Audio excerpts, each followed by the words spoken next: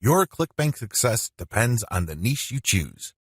If you want to succeed with affiliate marketing, you must first build your business, and it is a business, it is not a hobby. You have to build it on the right niche. A niche, of course, relates to the category of topics or problems that the products you are promoting solve. That's what a niche is. Unfortunately, failed marketers choose niches the wrong way. First, they go for niches based on a hunch. They have a gut feel that a niche is hot or awesome. This is a serious problem because even if you think something is great, it doesn't necessarily mean that your target audience members will share your impression. There might be a big disconnect between what you think about a product and your intended audiences.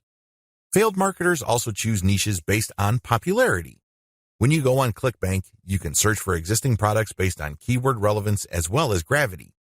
Gravity measures how fast a particular product is selling. Too many ClickBank affiliates select solely based on gravity. This is a serious statistical mistake. It really is. Why?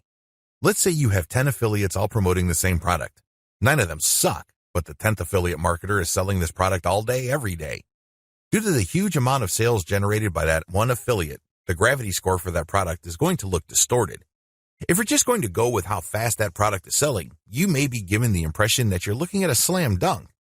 Unfortunately, you find out in the worst way possible when you start selling that product that you're actually like the 9 other affiliates who suck at selling that product. Do you see how this works? You just can't go based on popularity. You have to look at the big picture. You have to consider other factors. Finally, failed ClickBank marketers struggle because they simply copied somebody else's model. Don't get me wrong, if you know what you're doing, copying somebody else's success can lead to your own success. I have no problems with copying. What I do have problems with is when you copy blindly. Unfortunately, this is precisely what these struggling or failed ClickBank marketers do. How winning ClickBank marketers choose niches. Now that you have a clear understanding of how failed marketers choose ClickBank niches, let me tell you how successful ClickBank marketers play the game. First, they find traffic. This is very important. You must determine whether a niche has demand or not. This is the first question you need to ask yourself. Is there an existing demand for this type of product? Put it another way. Do the problems that these products solve get enough interest on the internet? Are people willing to buy solutions to these problems? Next, successful ClickBank marketers figure out how other existing marketers market that product. They don't start from scratch. They don't trust their gut instincts. They don't follow their hunches. Instead, they look at what already works. They look for objective proof that the promotion model set by a competitor succeeds at some level or another. Third, successful ClickBank marketers create a value-driven marketing platform to promote ClickBank products.